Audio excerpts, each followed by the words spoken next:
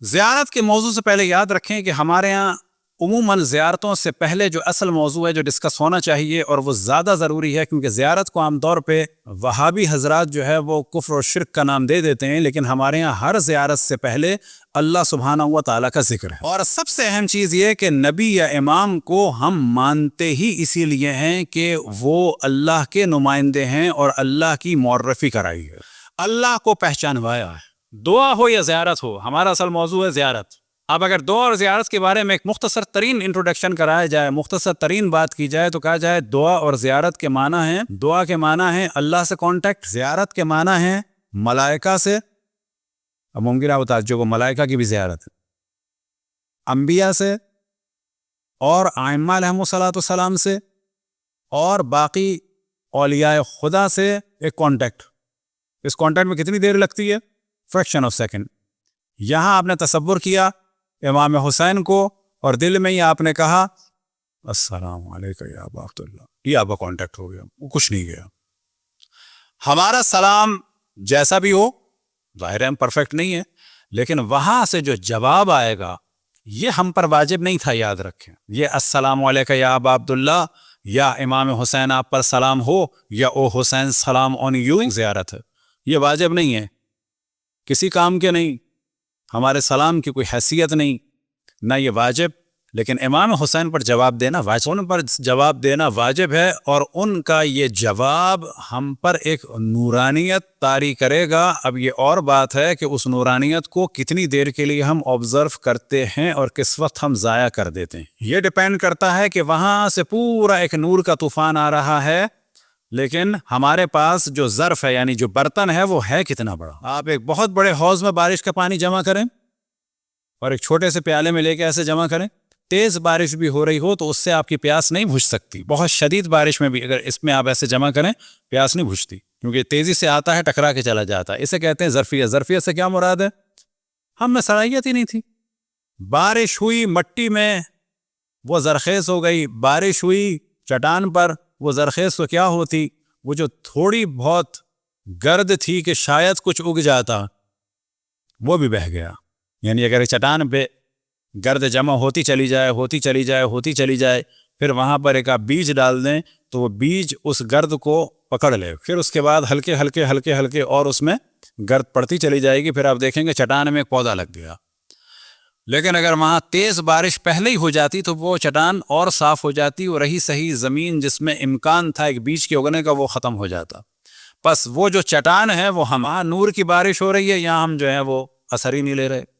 وہ جو برتن ہے ہمارا اتنا مختصر ہے، وہاں سے جواب آتا ہے، یہاں سے جو ہے وہ سب سوراخ میں سے نکل جاتا ہے، چھلنی لے کے بیٹھے ہم، بارش آئی اور چلی گئی۔ تو یاد رکھیں کہ وہاں سے تو آ رہا ہے، سارا پرابلم جو ہے وہ ہماری جانب سے ہے۔ اسی طریقے سے ذہن میں رکھیں، پہلی ہم ابتدا ہم کرتے ہیں دعا سے۔ دعا کے بارے میں یاد رکھیں، دعا کیا چیز ہے؟ اللہ سبحانہ و تعالیٰ سے کانٹیکٹ۔ لیکن یاد رکھیں جب ہم کہتے ہیں کہ امام زمان سے ہم نے اس وقت کانٹیکٹ کیا، مثال کے طور پہ ہم نے اردو میں کہا امام زمان آپ پہ سلام ہو، السلام علیکم یا صاحب الزمان، عربی میں کہہ دیا مثلا، تو یہ کانٹیکٹ ہو گیا، وہاں سے جواب بھی آ رہا ہے۔ لیکن ہاں، اس کانٹیکٹ کی قطعاً وہ مراد نہیں ہے کہ ہماری ان سے ملاقات ہوتی ہے، ہم ان سے مسائل پوچھتے ہیں، وہ ہمیں سکھاتے ہیں، نہ۔ یہ اگر کوئی دعویٰ کرتا ہے تو یہ مذمت ہوا۔ کبھی کبھی ملاقات ہو جاتی ہے، وہ بالکل الگ ٹاپک ہے، جو علماء کی ملاقات ہوئی کبھی کبھی، یہ نہیں کہ جب ہوتا ہے بات کی وہ آ گئے بتا دیا، پھر کوئی عالم کہے کہ یہ جو میں کہہ رہا ہوں مجھے امام نے کہا ہے، اس کی اجازت نہیں ہے۔ اتفاق سے کہیں ملاقات ہو گئی، اتفاق سے کہیں دیدار ہو گیا، دیدار کے وقت بھی نہ پہچانے، وہ موضوع ہم ڈسکس نہیں کر رہے ہیں۔ کانٹیکٹ سے مراد ہمارا روحانی کانٹیکٹ، کہ یہاں ہم نے کہا یا اللہ، یہ ہمارا کانٹیکٹ ہو گیا، یا ہم نے کہا یا رسول اللہ، یہ ہمارا کانٹیکٹ ہو گیا، السلام علیکم یا نبی اللہ، یہ ہمارا کانٹیکٹ ہو گیا۔ اس کانٹیکٹ کی بات ہو رہی ہے۔ سب سے پہلے ذہن میں رکھیں کہ اللہ سبحانہ و تعالیٰ رحمان و رحیم ہے۔ آپ میں سے کون ایسا ہے کہ جو اگر مجھے گالیاں بھی دے صحیح اور میں اس کے بعد جو ہے آپ معافی مانگیں اور آپ کہیں کہ جی میں پاؤں پکڑ لوں گا مجھے معاف کر دو، تو کوئی ایسا ہے آپ میں سے جو ایک دوسرے کو معاف نہ کرے؟ اللہ یاد رکھیں سبحانہ و تعالی ہم سب سے کوئی ہمارا مقایسہ ہی نہیں ہے، وہ رحمان و رحیم ہے۔ معاملہ صرف اتنا ہے کہ وہاں پلٹ کے جانا ہے، پلٹ کے چلے گئے، معاملہ حل ہو گیا۔ ایک بات کی جانب میں توجہ دلاتا ہوں کہ دنیا میں جو ہم لوگوں نے عدالتیں لگائی ہوئی ہیں وہ اس حد تک صحیح ہیں کہ مثال کے طور پر ایک فاسق کے پیچھے نماز نہیں ہو سکتی، صحیح، لیکن یا ایک فاسق کی گواہی قبول نہیں ہو سکتی، یہ ایک الگ موضوع ہے. لیکن ہم یہ تصور کریں کہ مثلا میں نماز شب پڑھتا ہوں اور میں ایسا ہوں اور میں ویسا ہوں، میں بڑا عزادار ہوں، بس میں جنت میں ہوں گا. یہ جو اس وقت فرض کریں گانے والا ہے یہ جہنم میں ہوگا، یہ ایسی کوئی گارنٹی ہے. جو یہاں پر سید شہریار رضا عابدی بیٹھے ہیں اور وہ جو اس وقت بالی ووڈ کے اندر ایک کوئی مومن ناچ رہا ہے یا گا رہا ہے، اس کے بارے میں کہا جائے وہ جہنم میں جائے گا بمبئی سے ڈائریکٹ، اور یہ فرض کریں نجف میں بیٹھا ہے اور جنت میں جائے گا ڈائریکٹ، ایسا کچھ معاملہ نہیں. معنی کیا ہے اس کے؟ ہمیں یہ کہنا چاہیے اللہ کا شکر ہے اللہ نے علم دیا، اللہ کا شکر ہے ہم واجبات پہ عمل کر رہے ہیں، اللہ کا شکر ہے ہم حرام سے بچیں. اس کے لیے کیا دعا کرنی چاہیے؟ یا اللہ تو اس کو ہدایت دے. کیسی دعا کرنی چاہیے؟ ہم میں سے کسی کا بیٹا اگر گانے والا ہو، فاسق و فاجر ہو، تو اس سے نفرت کریں گے، دعا کریں گے. بس وہ جو دوسرا مومن ہے اس کے لیے دعا کریں، نہ فقط مومن کے لیے، دیگر انسانوں کے لیے بھی، کہ یا اللہ تو ان کو اچھا بنا دے، یا اللہ تو ان کو اچھا مسلمان بنا، اچھا مومن بنا، اہل بیت کا چاہنے والا بنا. بالکل ویسے جیسے اپنے بچوں کے لیے دعا کرتے ہیں. ہاں کام کی مذمت کریں، یہ کام غلط ہے، لیکن یہ گارنٹی نہیں ہے کہ آخر وقت میں مسلمان جاؤں گا اور وہ آخر وقت میں کافر جائے گا. ممکن ہے کیا ہو، اللہ نہ کرے، اللہ نہ کرے، ایک نقصان گناہ گار کو نیک بنا دیتا ہے، ایک موت گناہ گار کو نیک بنا دیتی ہے، وہی موت نیک کو اللہ کا باغی بنا دیتی ہے. ایک جھٹکا لگتا ہے، انسان کہتا ہے کہ اللہ ظالم ہے، معاذ اللہ معاذ اللہ معاذ اللہ. ایک جھٹکا لگتا ہے، گناہگار کہتا ہے کہ یار اب اللہ کی جانب پلٹ ہی آؤ.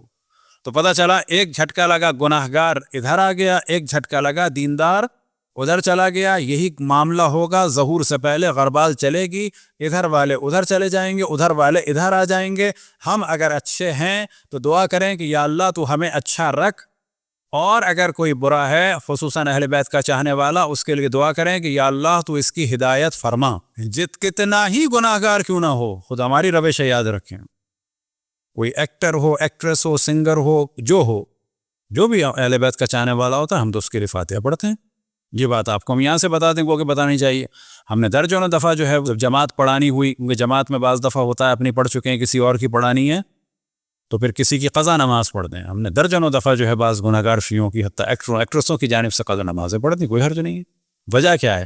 ہمارا ان کا ایک رشتہ ہے، خدا کا، رسول اللہ کا، اہل بیت. ہمیں ان کے لیے دعا کرنی چاہیے. اہل بیت کا چاہنے والا جو بھی ہو اس کا ہم پر ایک حق، جو بھی اہل بیت کا چاہنے والا اس کا ہم پر ایک حق ہے، یاد رکھیں. خصوصاً اگر وہ گناہگار ہیں، ہم زیادہ دعا کریں. ہماری آل اولاد گناہگار ہو، مر جائے تو ہم کیا کریں گے؟ یہ کہیں گے اللہ اس کو جہنم میں ڈال. اصل معیار ہے خدا، رسول اور ائمہ کے چاہنے والا تھا، تو اس کا مطلب ہے جہنم ہی نہیں ہے. کس نے فسق کیا ہے، اس فسق کے لیے ہم استغفار کریں، بالکل ویسی جیسے اپنے لیے کرتے ہیں، اپنی آل اولاد کے لیے کرتے ہیں. یاد